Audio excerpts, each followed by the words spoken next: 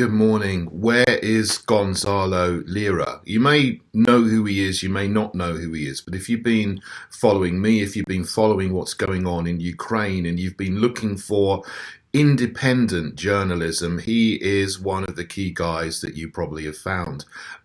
He is not beholden to the mainstream media, and I think everyone realizes the Western mainstream media lies continually about everything, so you cannot trust them for anything going on. But he has been there, holed up in Kharkov, for a couple of months since the conflict began, first in Kiev and then in Kharkov. And if you've seen some of his videos, they're very, very good analysis, very, very well informed analysis of what's going on, and he knows the historical context. He knows how things work in Ukraine. So I think he's married a Ukrainian woman. He's got children over there, and understands, how the Russians think, how the Ukrainians think, and doesn't doesn't take punches. He doesn't mince his words about what's going on. He'll tell it like it is. But it's very, very worrying that he hasn't been heard of since Friday. He usually posts every day, and he actually posted a couple of weeks ago. If you don't hear from him within 12 hours, then assume he's been picked up by the Ukrainian Special Forces, the SBU, which are full of National Socialists. I hope he hasn't, because it's 5 days now. This is Wednesday. He hasn't been heard of since Friday. Now things went dark in Kharkov on Friday. There was some bombing there, so it may just be that there's a lack of power, and therefore he can't power up his laptop or whatever. That might be the case. But the longer it goes on, of course, if someone's missing, then you get more and more concerned from them. No, I don't know him personally, but I think a lot of people have sort of come to know him as a friendly face who's right there that you can trust for information. You've got to make up your own mind about whether what he's saying is true or not, and take it with a pinch of salt if you want to, and analyze it yourself. You've got to make up your own mind about things, of course. But he was due to be on George Galloway's show as a guest on Sunday, and he didn't log in, he didn't turn up.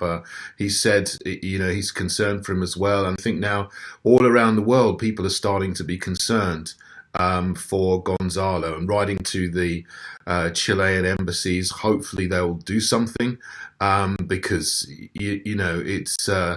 it's not going to be nice, of course, to be picked up by National Socialists who are in control of Kharkov. And this is something from listening to his reports, is that what they've done is they've released all of the prisoners, the worst, most violent thugs that you can imagine that would normally be locked up in high security prisons for life. They've released them, given them weapons, and said, go out and defend the city.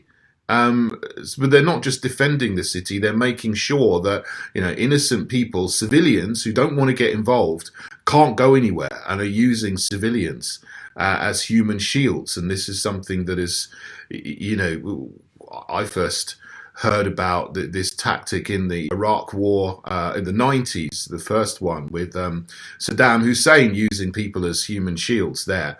This seems to be happening all over the place in Ukraine as well, which is why there's many, many more civilians are in danger than would otherwise be, because they're being used as human shields. And this is the case in Kharkov and other places. But I'm going to attach the video that he put out about what would his situation that he made a couple of weeks ago, so you can have a look for yourself. I do hope and pray he's all right, and because we do need. It's not just utilitarian in a way. Obviously, I'm concerned for him, but we do need independent sources of journalism, independent reporters who are going to be unbiased, not beholden to either side. So he was one of the key people working very, very hard to get information out as it happened and explain what was going on.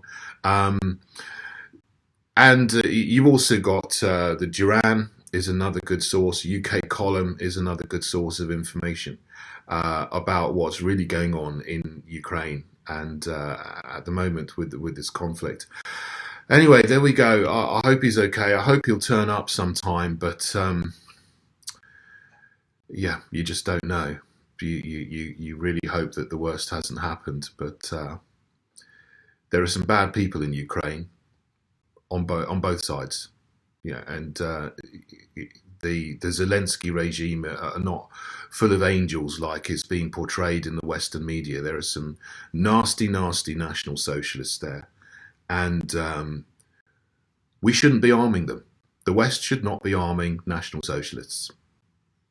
That should be damn obvious. So I want you guys to know that if ever you don't hear from me for 12 hours during this conflict, if it's 12 hours or more, assume that I've been picked up by the SBU and assume that the people most responsible are the Daily Beast.